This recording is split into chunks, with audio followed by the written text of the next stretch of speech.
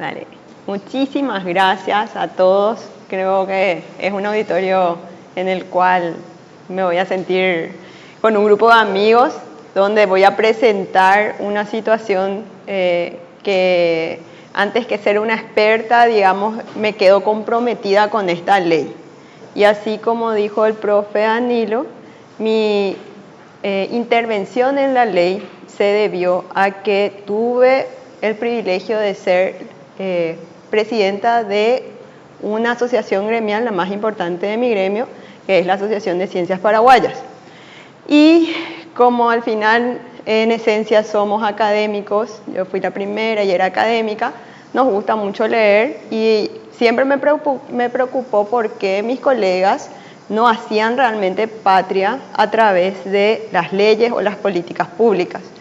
Y formar parte de grupos de análisis de proyectos de ley es mucho tiempo que no es remunerado, pero que a la larga, por más de que no te paguen las horas que invertís en esos lobbies que llaman, te hace tener una percepción de los problemas que son en este momento globales, que están presentes en el mundo, y en poder generar estrategia o poder por lo menos estar en conocimiento y ver qué es lo que, o cómo te va a afectar ese problema, o cómo va a afectar gremialmente. De repente yo me expreso de manera singular, pero lo que estoy queriendo es representar a un grupo de personas que estamos trabajando en el agro, ¿verdad?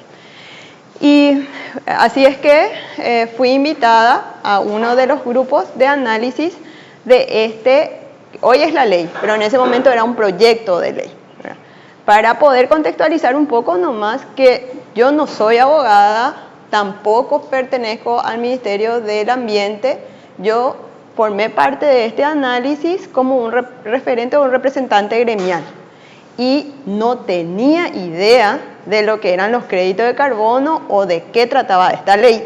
Pero a nosotros gremialmente nos sonó una alarma, se nos prendió una alerta y dijimos no podemos estar exentos de saber de qué se trata porque podría ser o una oportunidad o una amenaza. Primero vimos como amenaza, como todo, pero después entendimos que podía ser una oportunidad. Y eso es lo que yo quiero transmitirles a ustedes, ¿verdad? Que aprovechemos como una oportunidad. Gracias a la participación de esta ley, yo me pude acercar no solamente a Danilo, que era mi compañero del doctorado, sino que trabajamos con el equipo de investigación de acá.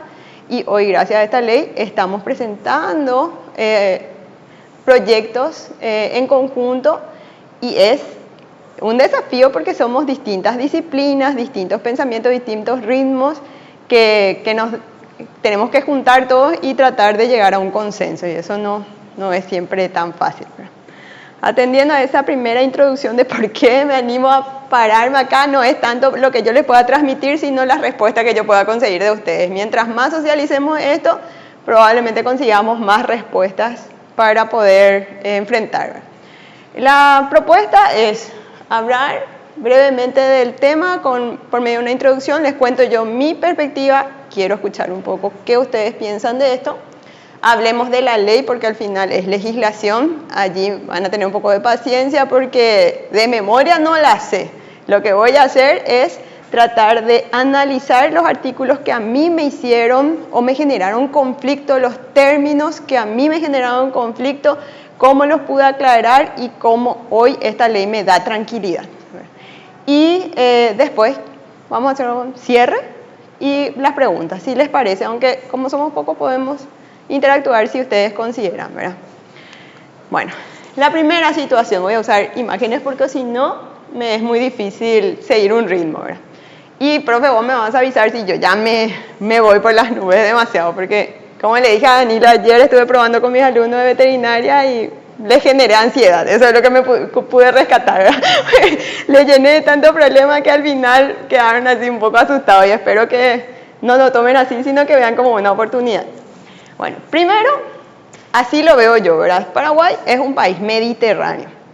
A los fines de poder hacer la comercialización de nuestros productos, específicamente la carne, vamos a hablar de la carne y centrarnos en la carne, esto representa más que oportunidades, muchas muchos problemas, ¿verdad? En el transporte habrán visto con el profe de que nosotros los productos los tenemos que sacar a través de territorios de nuestros países limítrofes, de nuestros vecinos, y eso ocasiona ciertas situaciones de poder mover nuestro producto.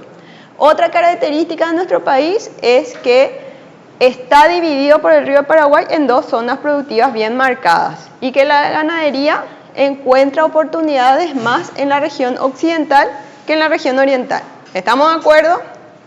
Porque quiero saber si estamos en la misma frecuencia, ¿verdad? Porque ustedes ya son de otra carrera. En la región occidental, al momento de hacer el censo productivo, encontramos establecimientos que no son eficientes en el uso de los recursos. Allí pues el territorio está disponible, entonces el productor, a no ser zonas así muy focalizadas como las colonias menonitas, en general el productor paraguayo puede hacer una ganadería que es un poco ineficiente. Usa mucha superficie, no hace uso de las tecnologías, entonces deja nomás el ganado y se queda ahí, ¿verdad? ¿Qué pasa ahora? Que hay mucha tecnología disponible y especialmente en las zonas que tienen lugares donde pueden usar esa tecnología, ellas van reemplazando la ganadería por la agricultura, ¿verdad? Y haciendo las entrevistas con esos productores, le decimos, tuvimos la oportunidad de preguntarle después, ¿qué vas a hacer? ¿Vas a seguir haciendo ganadería o agricultura? Y ellos decían, si yo tengo la oportunidad, hago agricultura. O sea que se cumple lo que siempre dijeron en los libros de economía, que la agricultura es más rentable o más atractiva económicamente que la ganadería. Hoy la limitante por la cual esos ganaderos no están haciendo agricultura son las vías de comunicación, específicamente las rutas, ¿verdad? Que si hubiese mejores rutas, ellos fueron sinceros con nosotros y nos dijeron, vamos a hacer agricultura, los rendimientos son buenos, no hay enfermedades y plagas para los cultivos, las precipitaciones dan, si no hay la suficiente cantidad de agua, hay ya tecnología que ayuda a los regadíos en momento determinado, por toda la tecnología que de seguro ustedes ya están conociendo, ¿verdad? Otra característica que tenemos es que en el Paraguay tenemos una idiosincrasia que está determinado por el idioma luego, o sea que si vamos a trabajar en el campo tenemos que manejar el idioma guaraní, que es algo que tenemos que tener presente, y que formamos parte del reservorio de agua dulce y somos de interés para el mundo, ¿verdad? La precipitación no es que no llueve, llueve y llueve más que en otros lugares donde se cultivan naranjas con ayuda de la tecnología. Nosotros, según el mapa, puede llegar a mínimamente llover 600 milímetros y con eso ya crecen muchos cultivos, mucha vegetación que está disponible. El problema que tenemos es que no sabemos usar el agua que cayó de manera eficiente, ¿verdad? Porque no queremos incorporar tecnología. Entonces no puede ser una excusa que no nos estemos desarrollando porque no llueve. Otro dato que me parece que es relevante es la superficie. La superficie no va a cambiar ahora ni por de pronto, hasta que no haya ese ciberataque que me preocupa mucho, vamos a seguir con 406.752 kilómetros cuadrados. En el último censo del 2022 la población fue de 6.109.644, ¿verdad? Todo el mundo pensó que íbamos a pasar los 7 millones, pero nos quedamos otra vez en esa cantidad. Y nuestra densidad poblacional es de 15 personas por kilómetro cuadrado. Estos datos demográficos hacen que nuestro país sea muy atractivo para los capitales externos, porque hay espacio, hay lugar. Entonces, para un capital, esto habla muy bien de nosotros, o sea, nos hace ser competitivos. Siempre en ganadería estuvimos muy tranquilos porque dijimos que nuestras zonas ganaderas no tenían competencia en el uso porque eran zonas anegadizas, que se inundaban, entonces no iban a estar ocupados por la agricultura. Y veíamos un paisaje así, donde había una persona, caballo, nuestros animales, y estábamos todos tranquilos del Chaco, ¿verdad? ¿Qué pasa ahora? ¿Qué yo puedo hacer ahí? Hoy esa superficie ya tiene un costo de oportunidad, o sea, hay un uso alternativo muy, muy atractivo para ese tipo de superficie. ¿Qué me pueden decir que yo puedo hacer en esa superficie?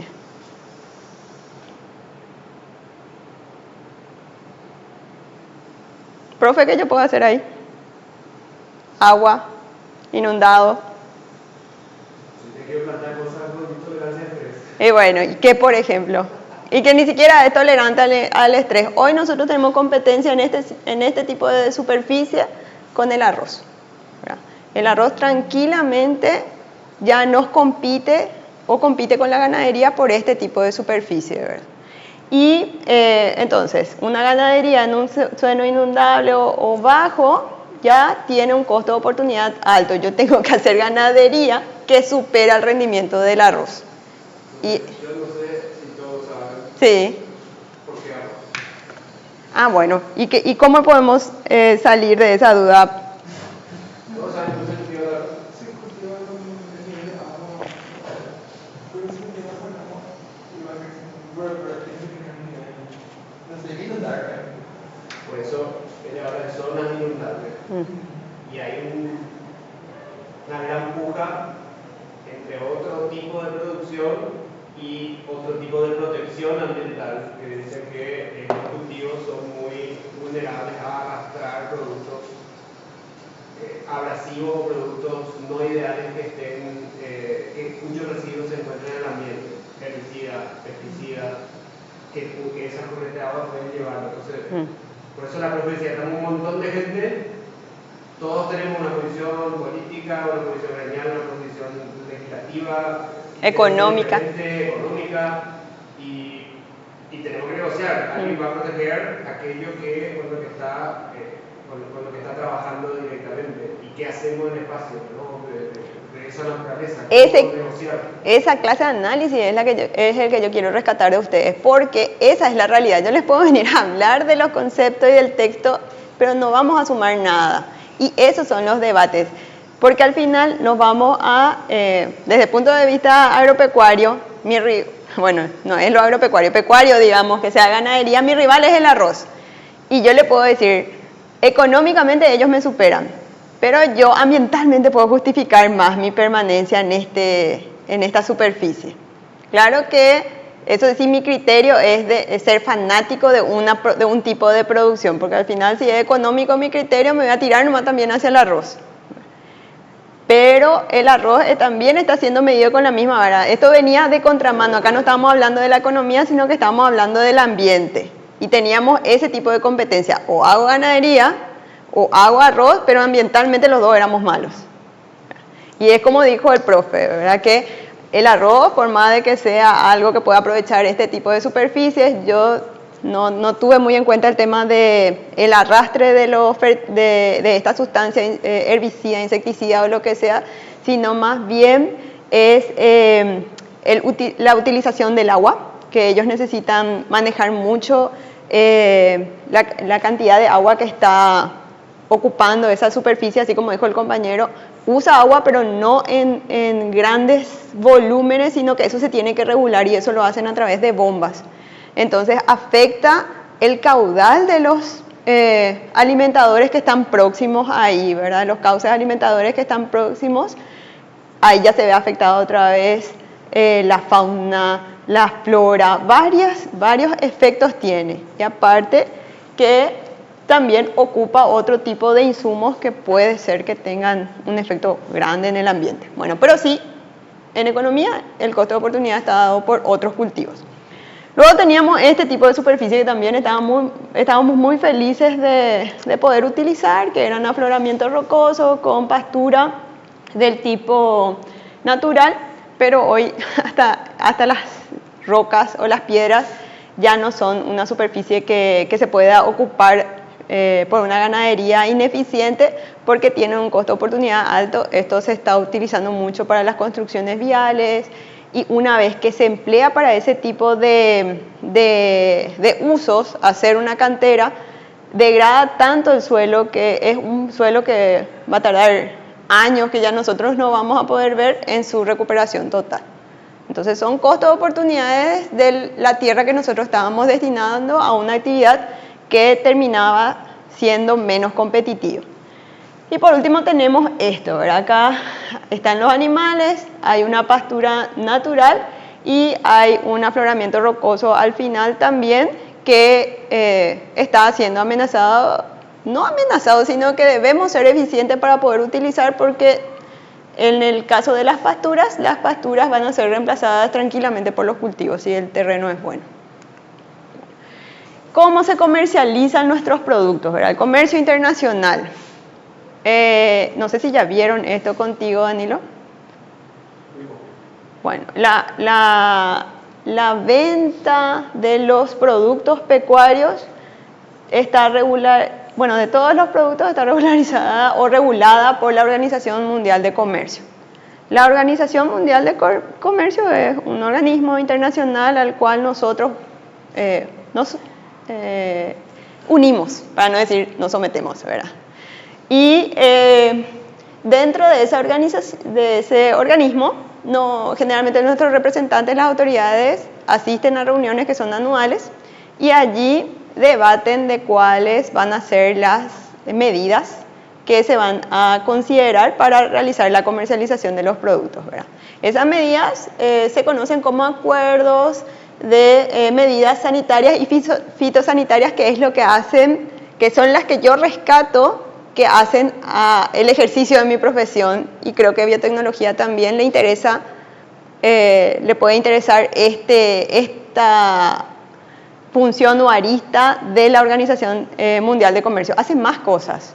A lo que yo quiero llegar nomás es que de todas las cosas que hace, esta es la parte que a nosotros nos afecta, ¿verdad? Y esta parte es multisectorial. Allí, en general, un país expone sus derechos, ¿verdad? Y también el resto de los países le dice, estas son tus obligaciones. Yo digo, estos son mis derechos y también recibo cuáles son mis obligaciones. Y así, imagínense que somos Paraguay y decimos, mi producto es la carne. Yo llego a la Organización Mundial de Comercio y digo, quiero vender carne. Y la organización en su conferencia me dice, bueno, estas son las medidas sanitarias y fitosanitarias que nosotros te pedimos como un grupo de países, ¿verdad? Pero hay que aclarar también que al final los acuerdos comerciales son bilaterales. Puede ser que nosotros nos llevemos súper bien con algún país y podamos salvar alguna de las medidas con documentos o acuerdos específicos o alguna evidencia que podamos arreglar de manera bilateral, ¿verdad? Algunos son más exigentes y otros son menos, y eso depende de la afinidad que podamos tener entre países. En la Organización Mundial de Comercio intervienen para establecer esas medidas sanitarias y fitosanitarias, intervienen 3 organizaciones otra vez, ¿verdad? En el caso de los veterinarios, nosotros nos referimos mucho a la Organización Mundial de Salud Animal, y en el caso de los veterinarios y otras disciplinas trabajamos con el Códex también, y serían para los cultivos las medidas que son sanitarias o fitosanitarias en vegetales, que yo ahí me pierdo, de eso no sé, eso lo hablarán con el profe Danilo. Bueno, si les hablo de la carne, ustedes que no son veterinarios, no son productores, ¿conocen una enfermedad que se llama fiebre aftosa? No.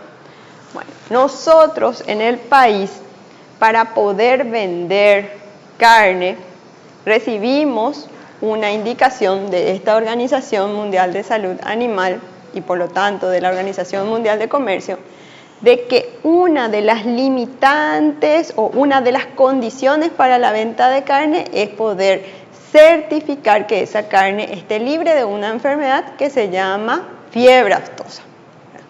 La fiebre aftosa, hay varios estudios sobre la fiebre aftosa y es también un tema de debate en general, o sea, no representa una zoonosis. Puedo encontrar algún reporte que me diga que sí, pero hay más evidencia de que no. Pero ahí les dejo también para un tema de investigación. No es que sea una condición por ser una zoonosis, sino que lo que hace las medidas sanitarias y fitosanitarias es tratar de evitar la entrada de esta enfermedad que afecta a la productividad del ganado, porque si se enferma el ganado, sus síntomas son unas llagas, las aftas, que también los humanos solemos sufrir, ¿verdad?, esa enfermedad, que evitan que el animal pueda consumir alimentos o bien caminar, porque se ubican en las pezuñas o en la boca. Entonces el animal pierde su capacidad de producir, porque como no come, no engorda, ¿verdad? Sí. Pero no representa una amenaza a la salud pública. No. Es una enfermedad que se transmita por consumo de esa carne de un animal que tenía ese virus. No. No, el sistema productivo, rendimiento comercial, económico. Sí, así mismo. No porque el animal haya tenido esa enfermedad, hay probabilidad de que una persona se enferme. Por eso es que no entra dentro de la clasificación estricta de una zoonosis, ¿verdad? Pero como hoy la información está muy disponible, yo asumo el riesgo, me comprometo y digo, sí, para mí la fiebre aftosa no es zoonótica. Lo que sí les puedo decir es que en la experiencia que nosotros tenemos es una amenaza en la productividad de un ganado que no haya estado en contacto con ese agente, le decimos nosotros etiológico, que es un virus, que no haya estado en contacto con ese causante.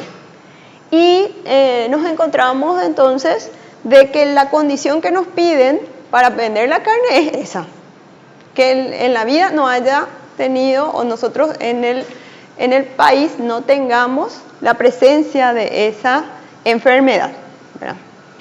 Y es complicado, ¿se acuerdan que éramos mediterráneos, verdad? Y nosotros dentro de nuestra topografía no tenemos zonas que están limitadas por alguna presencia muy marcada que pueda diferenciar los sectores del país. Nuestras divisiones no tienen, son más bien, no puedo decir imaginarias, sino que las divisiones son más bien de distancia antes de que haya un accidente o una presencia de alguna condición topográfica que marque esta región así y esta región es así, que suele suceder en otros países como entre Argentina y Chile está la cordillera de los Andes, entonces la cordillera es una barrera, o bien parte de Brasil tiene la selva amazónica, entonces la selva es una barrera también, y pueden haber regiones bien diferenciadas y aisladas. La fiebre aftosa, en general, en un momento, antes de que inicien las campañas de control, tenía una presencia en todo Sudamérica. Epidemiológicamente eso se llama, es una endemia, o sea, estaba presente. Y eso fue muy difícil de controlar, se podía controlar por medio de estrategias de vacunación. Y esa estrategia de vacunación para el ganado bovino ya tiene una larga data. Prácticamente las vacunaciones antiaftosa se realizaron desde el 50. Y eso otra vez se formalizó, sistematizó y evidenció ahora con mucho detalle para que a partir de esas vacunaciones nosotros podamos hacer los reportes que se presentan a la OMSA para que nos dé algo que se llama certificado de libre de fiebre aftosa. Y mientras que nosotros recibimos un censo cada 8 años, 10 años, las vacas son censadas 2 veces al año y vacunadas 1 vez al año. O sea que si algo sabemos que hay y con exactitud son las vacas o el ganado bovino. Y es algo que llama mucho la atención. El sistema de contención o como es de respuesta que tuvimos con el COVID se inspiró en nuestro sistema de vigilancia y plan de erradicación de la fiebre aftosa. Tiene presencia en todo el país, está georreferenciado los propietarios tienen que hacer declaraciones juradas de la cantidad de animales, las categorías de animales. Si es que no declaran algo, no pueden mover los animales. Supongamos que es caro vacunar, ¿verdad? Aunque mucho está subsidiado, yo no vacuno y resulta ser que después quiero vender, automáticamente me sale en el sistema de que no cumplí con la ley, ¿verdad? Que está amparado en una ley. Así de bien. Mientras que nosotros seguimos sufriendo del dengue o no sé, otro tipo de enfermedades, no es obligatoria, no hay rubros para la salud pública. La salud animal tiene un fondo muy interesante y el fondo sale de la producción. Cada vez que un productor va a vender un animal, se le hace una retención de un 1% del valor del animal y ahí se capitaliza el sistema. Es muy interesante, eso es algo que ameritaría ver en detalle después. Entonces, para vender productos, nosotros tenemos las medidas arancelarias, que son los impuestos, y las medidas pararancelarias, que pueden ser condiciones de seguridad como la salud animal. Y estas medidas pararancelarias dan la oportunidad de generar certificaciones, que a las veces de mi gremio, por ejemplo, una certificación es un lugar más para trabajar o es una actividad más para trabajar, porque se debe de cumplir un protocolo, se hace un listado de actividades o de resultados que yo tengo que obtener y si se cumple, hago una firma y la firma tiene un precio, ¿verdad? O sea que es una oportunidad laboral. Estas medidas pararancelarias sanitarias, nosotras los veterinarios ya lo tenemos muy claro con el tema de la fiebre aftosa. Pero existen otras que no precisamente regulan la comercialización del producto, porque la fiebre aftosa anula luego la comercialización del producto. Si no se cumple, cae el mercado de la carne. Pero hay otro tipo de certificaciones, se les llama también sellos. Yo en detalle no sé la diferencia entre el sello y la certificación, ¿verdad? Pero la mayoría de ellas está relacionada con el gusto del consumidor. Entonces, uno todavía es libre de cumplir o no con estas certificaciones. Y es más la demanda del mercado la que dice si yo quiero o no que aparezca alguno de estos logos dentro del producto. No es una barrera paraarancelaria todavía. Pero resulta ser que nosotros veíamos que esto sí podía ya ser una barrera paraarancelaria, así como era la fiebre aftosa. De hecho, esto ahora recién cambió con el nuevo gobierno de Estados Unidos. Nosotros ya teníamos la normativa de la Unión Europea acá, que decía que la producción tenía que cumplir con un criterio ambiental. ¿Estamos? Vamos.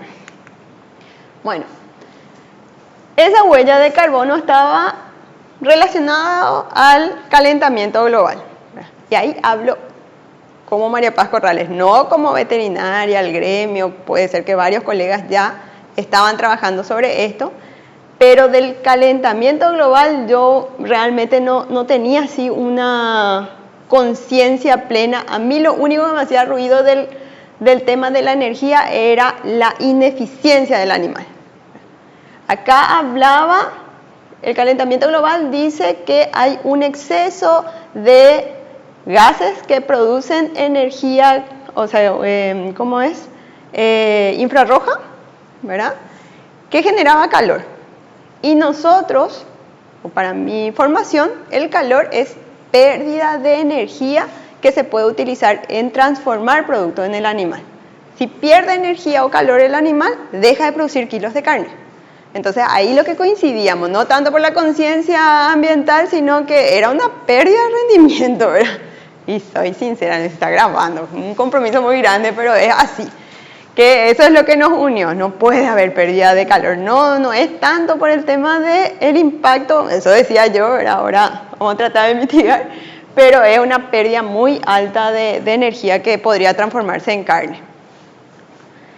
Atendiendo a que tenemos esa condición de calentamiento global, que es la generación de estos gases que pueden producir calor y que no pueden ser eliminados de manera eficiente porque hay un exceso de estos gases. Yo quiero saber cuál es la opinión que un estudiante de biotecnología, ¿es verdad?, tiene sobre este calentamiento y la actividad agropecuaria del Paraguay. ¿Verdad? Y tengo dos propuestas, podemos hacerlo con el QR o les puedo escuchar. ¿Se animan a hablar? Vamos a hablar. No, yo me siento así, profe de legislación y no soy. ¿Cómo te llamas? William. William, decime una palabra. No, así cualquiera nomás. Una palabra que está relacionada con el calentamiento global y ¿Cómo el calentamiento global afecta al sector agropecuario. Sí. ¿Agropecuario o Agroganadero. Ganadero. Sequía. Sequía. ¿Tu nombre? Rocío. Rocío. O sea, a raíz de la sequía también puede afectar a los alimentos de ellos. Va a haber escasez de alimentos. ¿Tu nombre? Gabriel. Sequía también. Sequía. Si era árbol de palabras, ya se me iba a abrir así, sequía, sequía grande. Después, ¿tu nombre?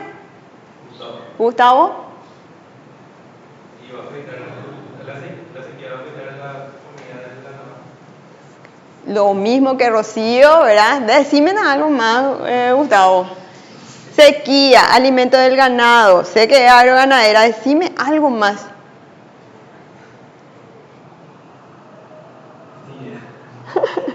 ¿Tu nombre? Rocío lo pucha. A la producción, que ya como no come el alimento, disminuye la producción de carne, o sea, su rendimiento. Después, ¿tu nombre? Valentín. Valentín. ¿Puede liberar o acelerar esto de la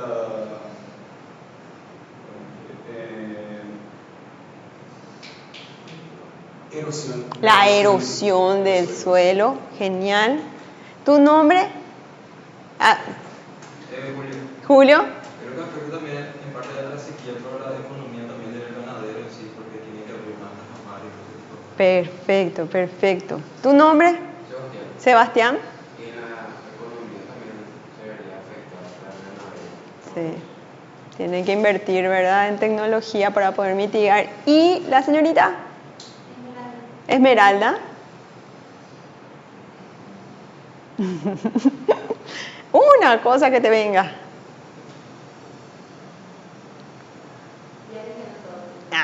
No puede ser, no está todo dicho. Puede ser algo más. Decime nada desde el punto de vista de la biotecnología. ¿Qué puede ser, Esmeralda? Bueno, dos me deben, Esmeralda y Gustavo todavía. Bueno, ¿saben qué surgió ayer? En el grupo de mis estudiantes allá salió una palabra que súper bien vino, que se llamaba, o sea que ellos señalaron a la corrupción, por ejemplo. Y la corrupción, porque tengo también la oportunidad de tener una granjita y eso está muy presente a consecuencia de estos efectos, porque nuestros rendimientos productivos se vieron afectados y nosotros manejamos muchos capitales que vienen de préstamos, de inversores y demás. Y para refinanciar nuestros capitales, no les puedo explicar todo lo que tuvimos que hacer, ¿verdad? Y era una condición que en general afectó a todos los tipos de producción, o nos afecta porque realmente ya tenemos 4 años de una precipitación irregular, o sea, digamos, no sé si es frecuencia de lluvia, no es la cantidad de agua que cae, sino que el tiempo que toma que caiga una lluvia y la siguiente que justo se dan en los momentos más críticos, ¿verdad? Entonces sí, es una situación también que nosotros podemos observar de que se da, que esto ocasiona también como una suerte de estar como es en manos de personas que se aprovechan de esta situación. Todo es muy válido. Bueno, ¿qué pensamos o qué yo pienso? ¿Cómo yo puedo intervenir? Así como ustedes los biotecnólogos también tienen que empezar ya a ver cómo van a intervenir acá en este tema del cambio climático. En el caso de mi formación, yo encontré una interesante oportunidad desde mi especialidad, que es la nutrición animal y la producción de metano. Creo que se puede disminuir la producción de metano si se eligen bien los recursos alimenticios, ¿verdad? Muchos de ellos ya están disponibles, pero los costos son altos. O sea, lo ideal sería que todas las vacas coman los alimentos que nosotros llamamos concentrados, el famoso speller de soja y maíz. Pero eso es caro, ¿verdad? ¿Cómo yo voy a alimentar los 13, casi 14 millones de ganado con ese tipo de dieta que ya está comprobado que emite menos metano, que es uno de los gases de efecto invernadero? Entonces, ¿en qué nos estamos enfocando? ¿Cuál es la propuesta? De poder inventariar o poder describir, primero saber cuáles están presentes, identificar, inventariar y describir la composición de los recursos forrajeros que tenemos en las zonas de producción de carne y ver cómo se comportan en relación a la producción de este gas metano, ¿verdad? Y allí ustedes como biotecnólogos van a decirme que existen algunos metabolitos secundarios que pueden intervenir dentro de esta producción de gases. Me pueden editar alguna planta y podemos hacer que sea eficiente, porque estos principios que están dentro de las plantas, que está bien, emiten o ayudan a que disminuya la producción del gas metano, también hacen que sea un poco ineficiente la conversión. O sea, no puedo yo sacar ese gas de la digestión natural del animal porque no se produce toda la digestión, en palabras sencillas. Entonces, una oportunidad, ¿verdad? Gracias a esto me puedo agarrar para poder entrar en el grupo de la ley, ¿verdad?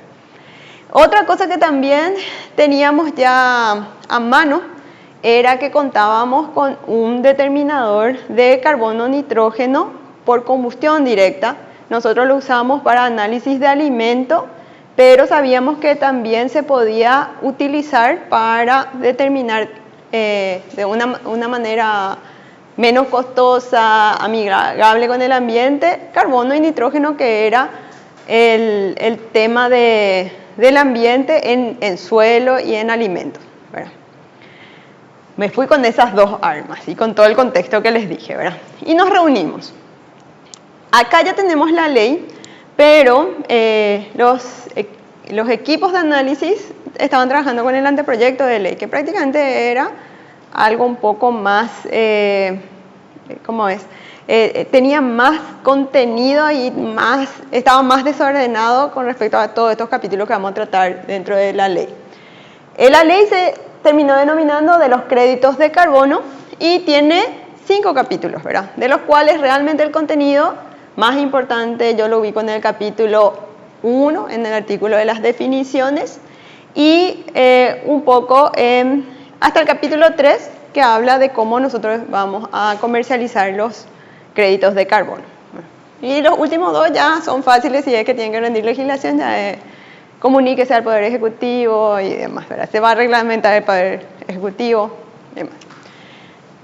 Bueno, son 26 artículos, pero vamos a hacer un poco de énfasis en los que más me hicieron pensar, ¿verdad? El primer artículo, y quiero saber si ustedes tienen conocimiento de lo que es un crédito de carbono. ¿En serio?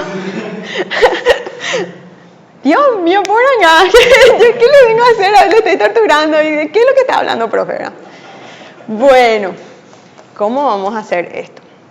La idea en principio es, basándonos en el contexto, es aprovechar una oportunidad dentro de la certificación de ganar algo con esto del suelo o la actividad que estamos llevando, porque existe algo que se llama el mercado de carbono. El mercado de carbono. ¿Qué es el mercado? Porque a lo mejor yo estoy hablando de mercado y nadie sabe todavía lo que es un mercado. El mercado es un centro de comercio regulado Es un centro de comercio, todavía, porque justo en este tema está el término regulado y está el término voluntario.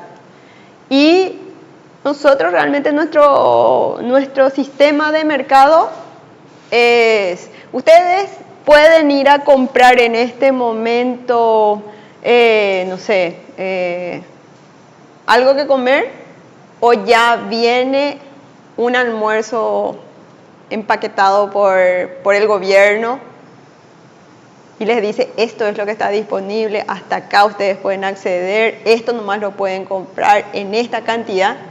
Eso sería lo regulado, cuando ya hay una autoridad que ya nos dice cuánto vamos a comprar, qué vamos a comprar y con qué frecuencia. Eso sería lo regulado.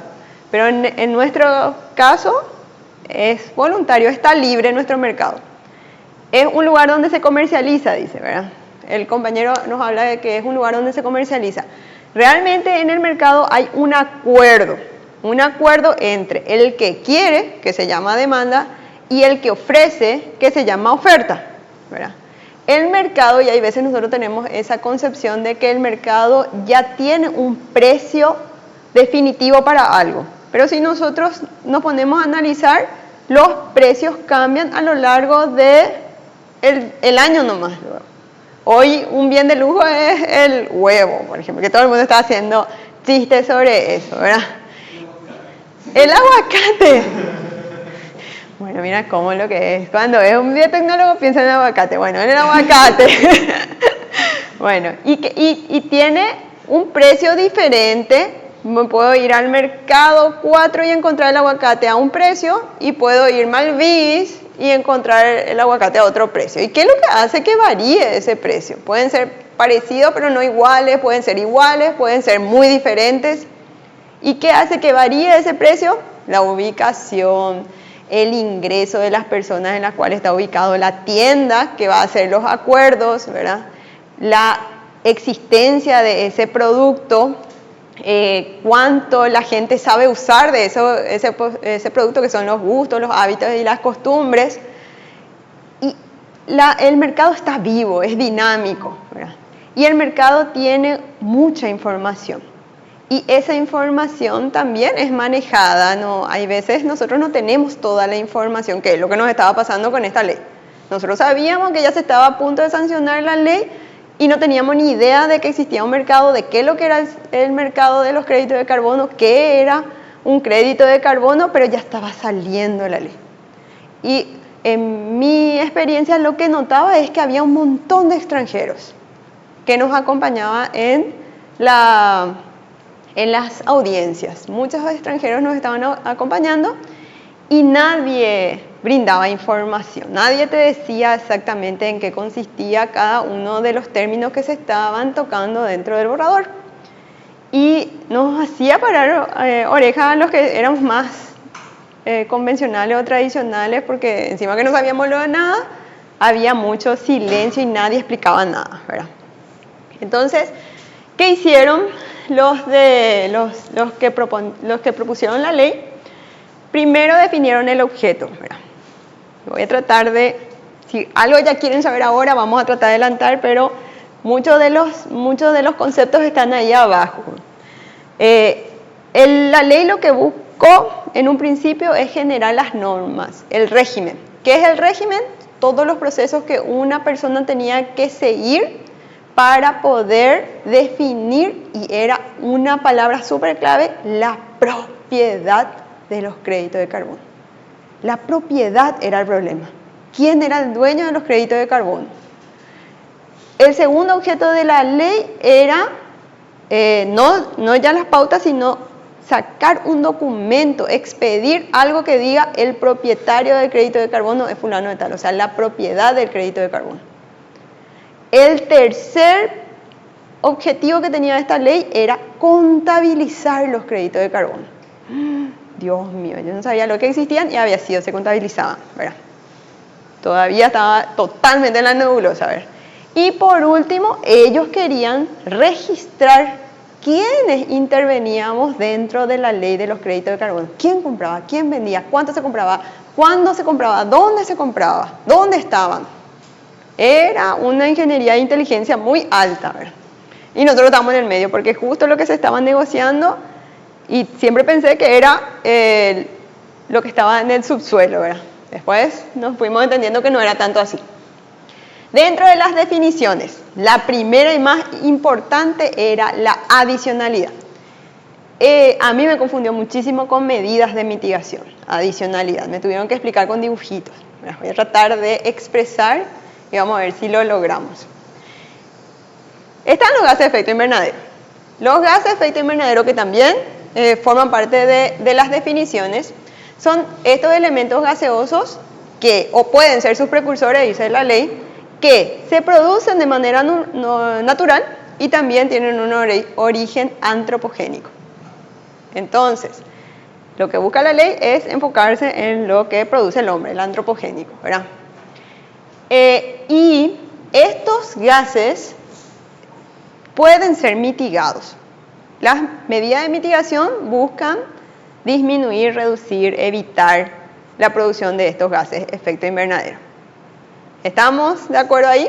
Medidas de mitigación son las acciones que uno lleva a cabo para reducir, evitar, disminuir la producción de los gases de efecto invernadero. ¿Y qué entonces es la adicionalidad? La adicionalidad para la ley es realmente la acción que puede ser demostrada, que puede ser probada de que evitó, redujo o capturó carbono. Carbono para la ley es gas de efecto invernadero. Entonces, ¿cuál es la diferencia entre la medida de mitigación y la adicionalidad? Que la adicionalidad ya tiene que estar aprobada, comprobada. ¿Cómo lo hacen? Por medio de un método. ¿Quién dice qué método? Algo que se llama administradora de estándar de carbono. La administradora de estándar de carbono es una persona jurídica, ¿verdad? Que puede ser pública, privada, nacional, internacional, que marca los estándares de carbono. Otra palabra otra vez, no está ahí dentro de las definiciones, pero debió estar. El estándar de carbono es el método que siguió o se basó en la ciencia para certificar la adicionalidad. Esos estándares de carbono, que si hacemos el paralelo con un artículo científico, sería el apartado de metodología.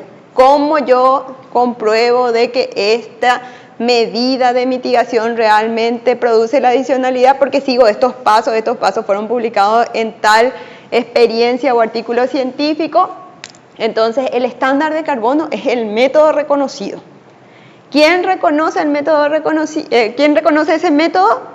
Una organización, otra vez, que dice sin fines de lucro, que existen varios estándares de carbono, pero la que más estuvo presente en los debates fue el Grupo Verra, ¿verdad? Una organización sin fines de lucro que era el que otorgaba el certificado verificado de créditos de carbono. Así se llamaba su certificación, BCS. ¿verdad? Y entonces esa administradora de carbono te daba un documento, que era un certificado, que decía que tu proyecto de créditos de carbono producía la adicionalidad. ¿verdad? La adicionalidad eran las medidas de mitigación o la disminución de los gases de efecto invernadero. Pero ¿cuándo eran adicionalidad? Cuando yo tenía una base y sobre esa base las medidas realmente iban a producir una disminución de los gases de efecto invernadero. Vamos a un ejemplo práctico porque se queda así. Yo quiero tener un impacto positivo en el ambiente y me dedico a la agricultura. ¿verdad?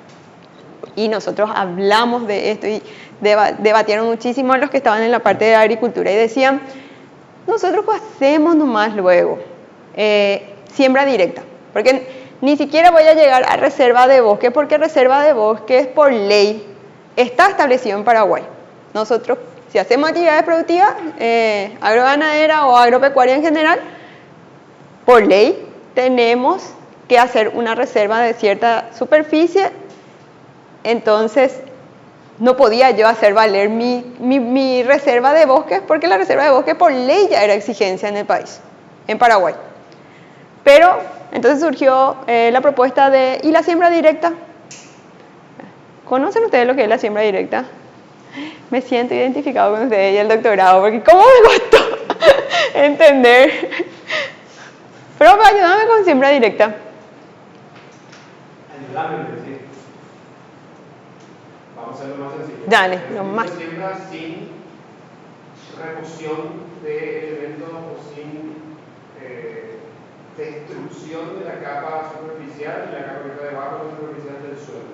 Ustedes habrán fijado que en películas de Masi, que uno nunca ha estado en el campo, antes de sembrar se remueve el suelo. El origen de eso es medio demencial porque viene de lugares fríos.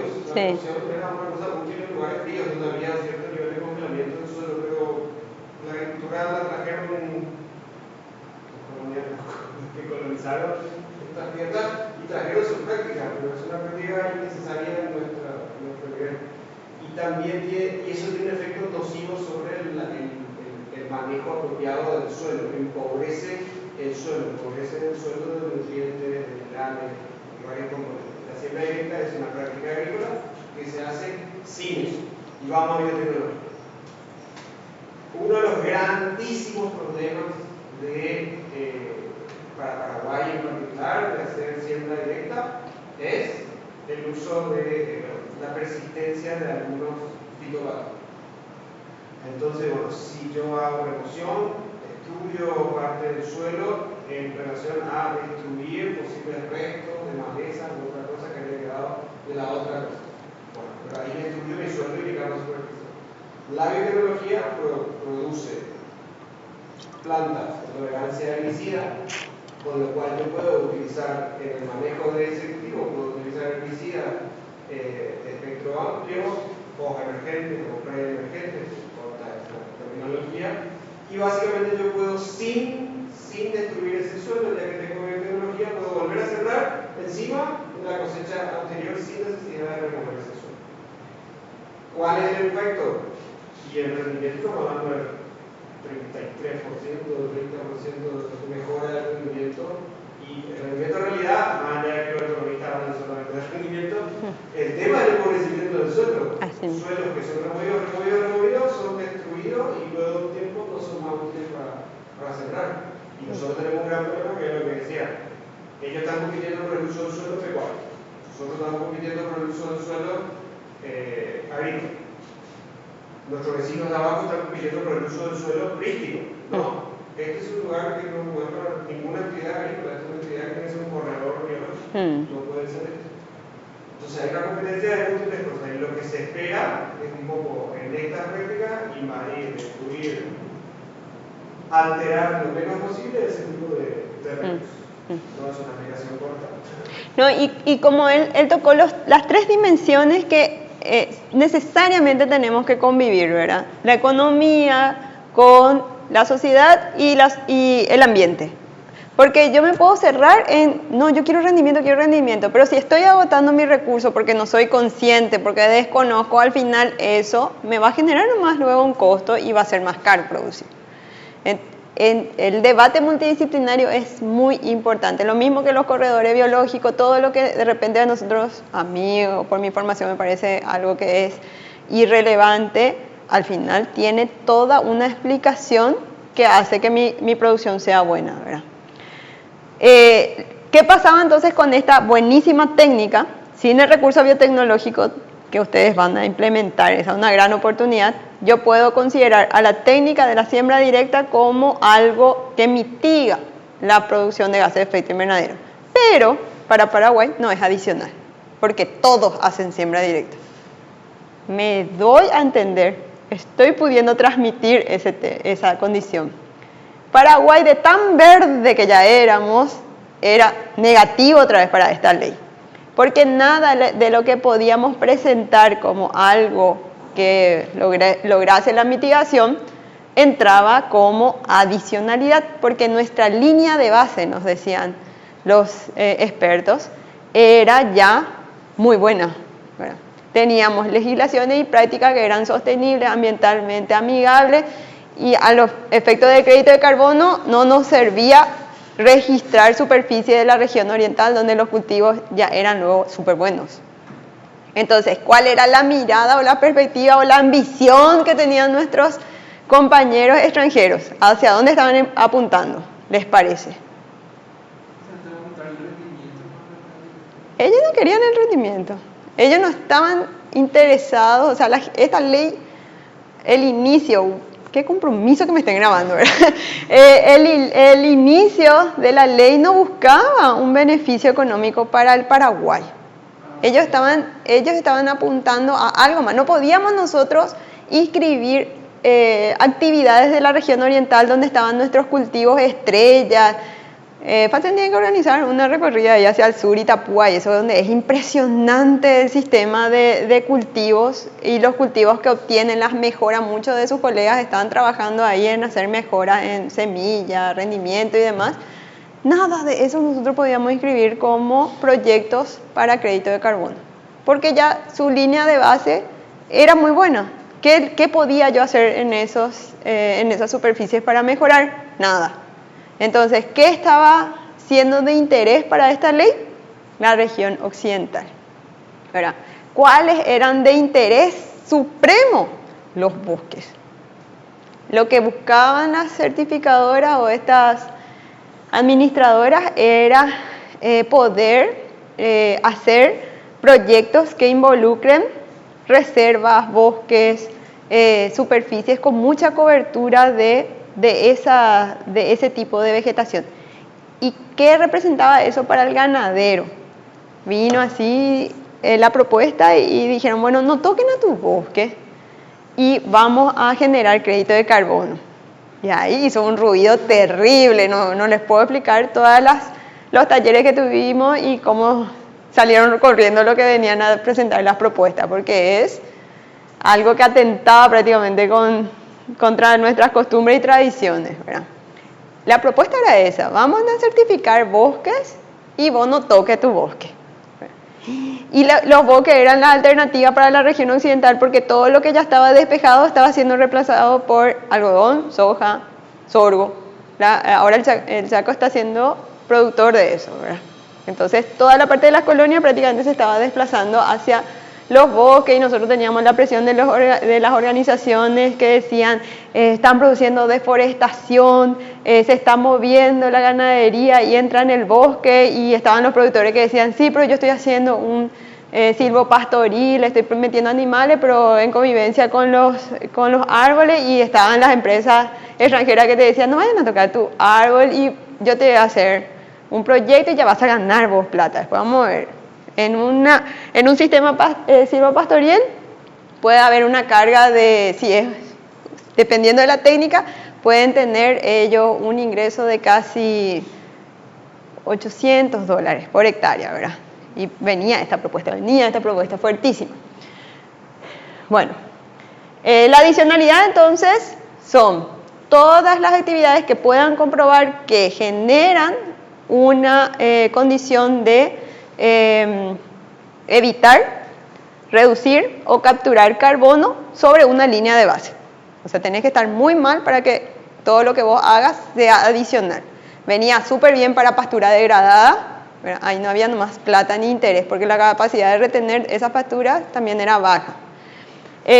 O bien lugares como China o Estados Unidos, donde no hay legislación de protección de cultivos ni ser sostenible, donde ya se deforestó todo, ya se utilizó todo. Entonces cualquier actividad que uno haga en esos lugares donde estaba muy degradado ya era adicional. Y nosotros que éramos súper verdes, no podíamos hacer valer. La desarrolladora de proyectos también es algo que va muy de la mano de la administradora de estándar de carbono. La administradora de estándar de carbono dijimos que era una organización sin fines de lucro, que era la que te certificaba tu crédito de carbono. Pero esos créditos de carbono no es que uno puede nomás decir yo tengo tantas hectáreas y eso equivale a tantos créditos de carbono, sino que alguien me tiene que hacer un proyecto de crédito de carbono. ¿Y quién hace eso? El desarrollador de proyectos.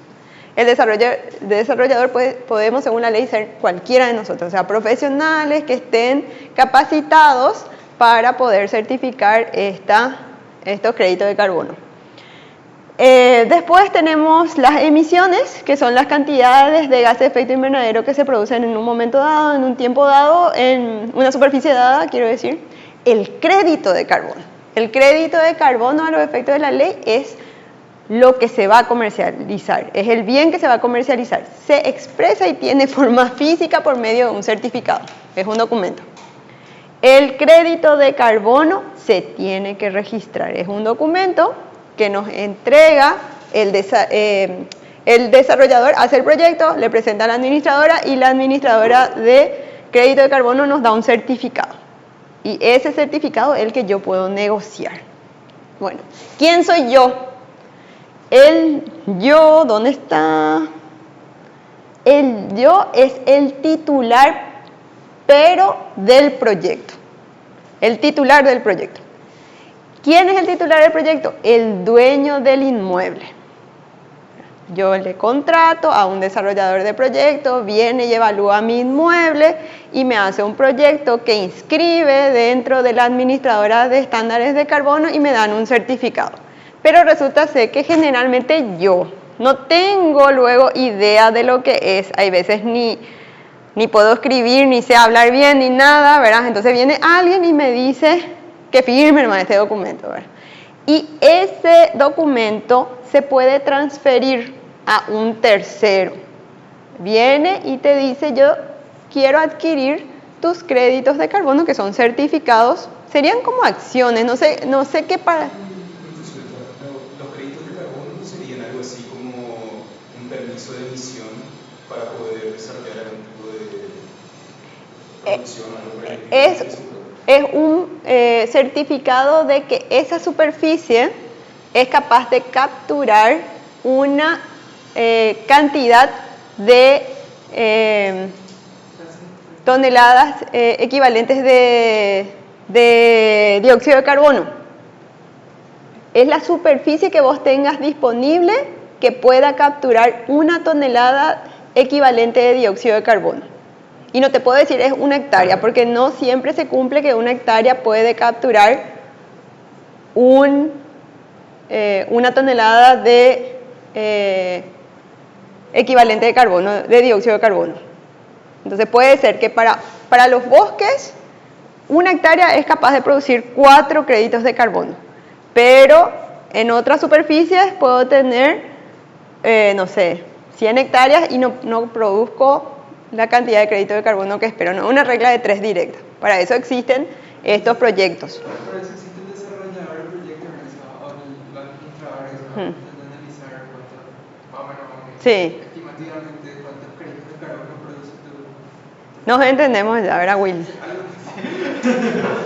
Entonces hay un método para poder medir eso, y ese método lo tiene el desarrollador del proyecto y lo valida la administradora de estándares de carbono.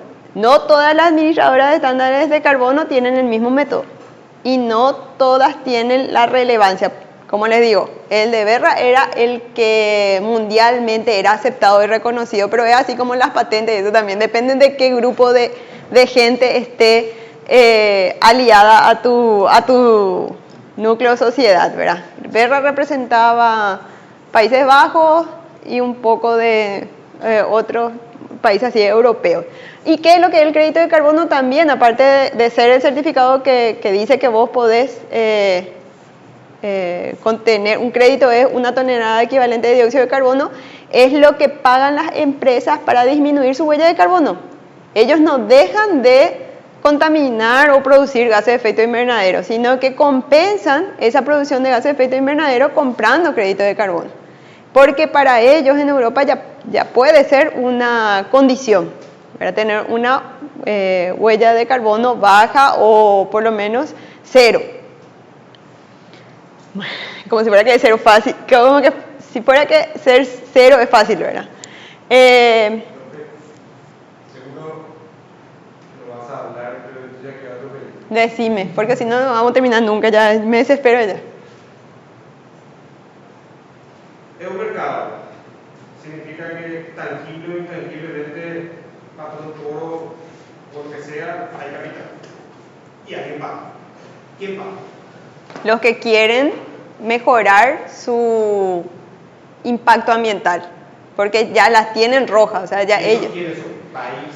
Países, empresas, sí, porque es importante, esa pregunta que hace el profe es súper importante. En este caso nosotros estamos hablando de un mercado voluntario.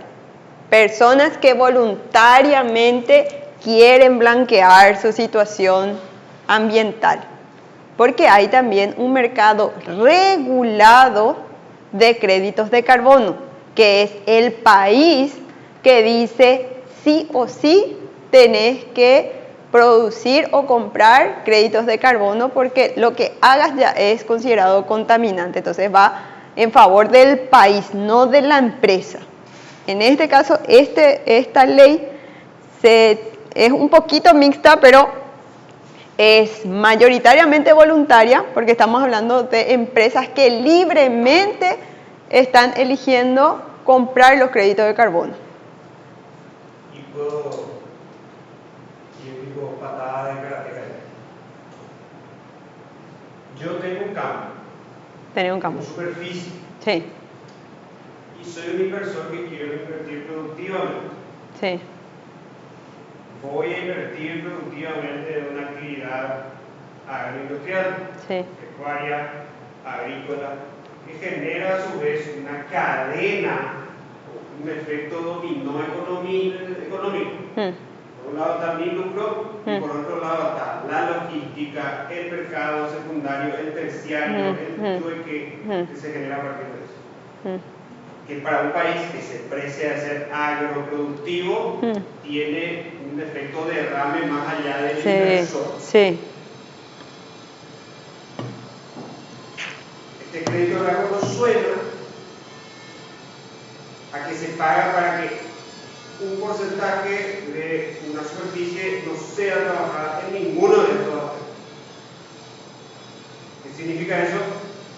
Hay un mercado, hay un lucro, aparentemente, o hay una compensación, aparentemente, si es de un lado o de otro lado, finalmente hay una compensación al no uso de esa superficie. Sí, que tiene un efecto de derrame nulo Nulo. en la economía. En un lugar donde trabajaban 100 personas, ahora no trabaja nadie. Eso fue un tema de discusión. Sí, a muerte. ¿Tuvo solución? Y vamos a ver si, por lo menos la ley considera esa situación, porque es tu decisión, es libre, es la decisión del productor si realmente va o no invertir en un proyecto, ¿verdad? Pero es la apreciación que tiene el profe, es la que todos al final pudimos decir a la pucha, lo que ustedes quieren es congelar. ¿Quién es lo que realmente se va a beneficiar? Aquella empresa que está haciendo recontaminante, donde ya es una exigencia de que ella sí tenga que compensar su huella de carbono. Pero yo tengo que dejar de producir, de ingresar, porque lo que vale realmente para el corredor, hay un término que no está ahí presente, pero hay una figura que se llama broker, ¿verdad? El tipo no trabaja en un proyecto que no pueda generar una cierta cantidad de crédito de carbono. O sea, nadie se vaya a evaluar tu superficie si es que va a generar un crédito de carbono. No es así de bueno el proyecto, ¿verdad? En un principio nosotros dijimos, ¿y si hacemos una certificadora nacional y podemos hacer que cualquier productor, pequeño productor, genere su crédito de carbono y compense? Podemos generar los créditos de carbono, pero ¿quién nos compra? Tenemos que hacer una asociación y vender un paquete grande de crédito de carbono para ser atractivo para la administradora de estándares de carbono. Nadie te compra un crédito de carbono. No sé si me explico, ¿verdad? Entonces era muy particular, ¿verdad? El titular podía ser el titular del inmueble al tercero que le pudiera transferir ese titular del inmueble o la persona de afuera que compre tu crédito de carbono. Siempre había el adquiriente de los créditos de carbono, que generalmente era un extranjero que te venía a comprar tu crédito de carbono. Bueno, ¿qué más me falta ahí? El adquiriente de crédito de carbono, que aparece chiquitito, pero no es tan chiquitito, ¿verdad? La propiedad del crédito de carbono, al final, es del dueño del proyecto de crédito de carbono, no es del dueño del inmueble. En un inicio era el dueño del inmueble, pero ese dueño podía venderle a un tercero, o bien de acá del país, o podía venderle a un tercero extranjero. ¿Y quién entonces era el dueño? El propietario del proyecto. El artículo 4, los créditos de carbono del Estado. Danilo, decime un poco, en el artículo 4, crédito de carbono del Estado. El Estado, las instituciones de Estado tienen muchísimas superficies. Hay reservas de bosque, está San Rafael, está las comunidades indígenas. Tienen superficies que son de ellas. Todita creo que ya tienen crédito de carbono, ¿verdad? Porque esas son las superficies más atractivas. O sea que el Estado también puede contratar un desarrollador de proyectos, generar un reconocimiento a nivel de la administradora de estándar y tener un capital sobre esa superficie que ya se tiene lo que proteger y no se tiene lo que usar. Entonces está generando un beneficio. Una cosa que no les dije y creo que la ley no comenta es cuánto es lo que yo me comprometo siendo dueño del inmueble con la administradora. 10 años yo no tengo que tocar mi sueldo, ¿verdad? Para que realmente produzca beneficio. No, es que hoy yo consigo el certificado y mañana vendo, ¿verdad? Y si yo vendo mi propiedad, igual nomás el dueño del carbono que está dentro de mi propiedad es aquel al que le vendí el crédito de carbono. ¿Estoy siendo clara? Con razón te fuiste, María Paula. Disposiciones de la autoridad de aplicación, el MADES, ¿verdad? ¿Cuáles son los deberes y atribuciones del MADES? Bueno, el MADES se encarga del registro. Se tiene que sí o sí registrar ese crédito de carbono. Acuérdense que ellos querían evitar la doble contabilidad o hacer la contabilización, ¿verdad? Registra el MADES. El MADES cobra el canon, porque esto para inscribirse se paga también, ¿verdad? El MADES tiene que anotar no solamente el crédito de carbono, sino todos los que intervienen en el crédito de carbono. ¿Quién genera? ¿Quién le hace el proyecto? ¿Con qué administradora está trabajando? ¿Y quién compra? ¿Verdad? Eso está todo dentro del registro. Y por último, el MADES tiene que darnos algo que se llama certificado de no objeción, ¿verdad? Cuando se hace todo el registro, nos da un papelito que dice, usted cumple con todos los requisitos, no tenemos ninguna objeción, métale con el mercado, ¿verdad? Vaya a vender donde quiera. De los el MADES también es el encargado de hacer los reportes para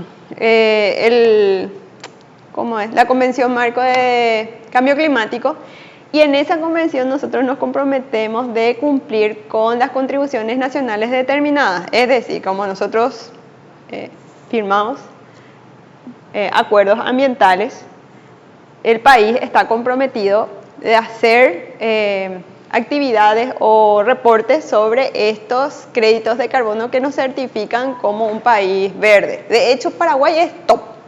Creo que recibe no sé cuántos millones de dólares por ser súper verde, porque nadie pues vende sus créditos de carbono. Entonces todos los créditos de carbono que hay son del Estado. Y el Estado va y presenta, y nosotros en vez de tener un balance negativo, tenemos balance positivo. Y eso es lo que la gente ve pues. Y dice, a ellos les sobra, podemos comprar de Paraguay. Y la observación que tiene, y es que sobre la que estamos trabajando, es que esos informes de ser súper verdes no tienen una base que sea evidenciable. Faltan documentos que digan exactamente qué superficie está disponible, cuánta cobertura de bosques tienen, cuántos animales hay. O sea, necesitamos evidencia. El artículo siguiente habla de los proyectos y de su protección. ¿A qué hace referencia? En un principio pensamos que eran solamente proyectos que sean agrarios, pero al final involucran a los 5 sectores que están siendo evaluados en el inventario de gases de efecto invernadero, ¿verdad?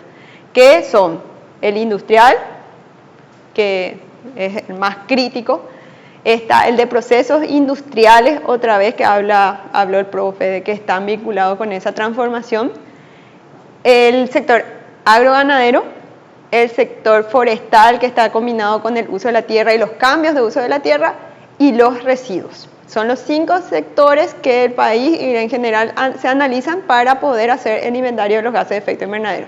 Entonces, cualquiera sea el origen de estos proyectos, en todos y en cada uno se debe comprobar la adicionalidad. El siguiente artículo habla de la contrapartida nacional. Esto estaba muy bueno. Dice que la desarrolladora tiene que contratar al menos 50% de mano de obra paraguaya, como técnicos especialistas, no como limpiadores ni nada, porque también puede haber un consultor y después el resto, el 80% puede ser o el 90% pueden ser paraguayos, ¿verdad? Pero ocupando funciones que no son relevantes. Y ahí la ley dice no, tiene que sí o sí ser una mano de obra calificada. Y también dice que se tiene que registrar. Si uno quiere hacer el desarrollo de los proyectos, tiene que estar registrado. La instrumentación de los créditos de carbono a través de certificados. Un papel es, ¿verdad? La transferencia de los títulos de los créditos de carbono a través de un acuerdo escrito. Sí o sí se tiene que hacer por medio de... Ahora no sé si puede ser digital o no, pero tiene que haber un documento firmado por ambas partes que evidencia eso y eso se registra. El mercado de los créditos de carbono solo se accede al mercado si es que estás registrado. Si no, no podés entrar al mercado. El registro de los créditos de carbono. El MADES se comprometió a generar una dependencia que iba a llevar a cabo el registro de los créditos de carbono. O sea, si ustedes me dicen, ¿dónde hago el registro? En el MADES. ¿En qué parte? En la dependencia de registro de crédito de carbono. ¿Qué tengo que hacer? Porque después dice, ¿qué es lo que se registra? El alcance de los registros de crédito de carbono. La generación del crédito de carbono, la cesión del crédito de carbono, las restricciones del crédito de carbono. Y me habla de las restricciones. ¿Por qué restricciones? Porque el Paraguay, como ley, tiene establecido que de todo lo que tengas, te va a retener del 3 al 10%. Y cuando eso se dispone, según los informes de contribuciones nacionales determinadas. Si nosotros por ahí estamos medio en baja, puede ser que nos apliquen el 10% en general. Y si estamos en alta, puede ser que nos quedemos con un 3% de retención de crédito de carbono. Ahí lo que es regulado. Ahí lo que es medio mixto porque nos aplican una retención que puede ir hasta el 10%. La operación y el funcionamiento del registro de crédito de carbono, para eso el MADES hace una reglamentación, ahí dice quién va a ser el jefe, cómo se hace y demás, ¿verdad? El registro es la dependencia del MADES que nos da la constancia de no objeción, ¿verdad? Nos cobra el canon, que puede llegar hasta 500 jornales. No sé qué es lo que... El Paraguay por ahí está certificado ahí, no sé. Y la obligación de la notificación del registro de los créditos de carbono puede ser una medida de... ¿Quiénes están obligados? Todos. A eso se refiere. Todos están obligados a hacer el registro. No importa si son paraguayos, extranjeros, todos se tienen que registrar. ¿En qué plazo? Bueno, acá ya no, en la obligación ya nos dice cuándo registramos. Si yo genero el crédito de carbono a partir de que la certificadora o la administradora me dé el crédito o el certificado, tengo 30 días. Si yo soy propietario y genero. Si yo vendo mi certificado, tengo 30 días a partir de la venta. Si yo compro, porque dice también que el paraguayo puede comprar, tengo 30 días a partir de la compra.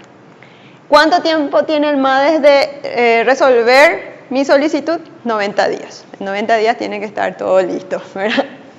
Eso dice la ley, Danilo, no me vayas a distraer, ¿verdad? La naturaleza del registro de los créditos y la actualización, eso te va a encantar, es público y se actualiza todos los días. El profe Danilo es experto en pedir cosas públicas y que en el acto le responda, ¿verdad? Entonces, el registro es público, dice ahí la ley que está disponible en el sitio web, redes sociales, donde vos quieras va a estar disponible y va a estar actualizado al día. El registro de los créditos de carbono sobre los créditos que se emiten en el extranjero se tienen que registrar. Si yo compro un crédito del extranjero, tengo que registrar, no está exento. El artículo 21 habla de la no exclusividad porque resulta ser que estos créditos no solamente se tienen que registrar en el Paraguay, para que valgan se tienen que registrar allí donde son realmente exigencias.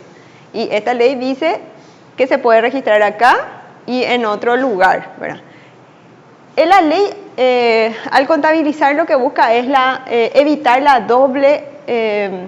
el doble registro, pero en el sentido de que, como acá se registra de que yo vendí y allá se registra de que ellos compraron, entonces hay una evidencia, una trazabilidad de ese crédito, y cuando sea la convención marco, no se puede ir para Paraguay a decir yo tengo 10 y el otro a decir yo tengo 10 y había sido, todos están en el medio, ¿verdad? Son de Paraguay y son del extranjero. Entonces, como va a ir acompañado todo el dossier de movimientos de esos créditos, va a ser transparente, porque eso también es un problema con este mercado.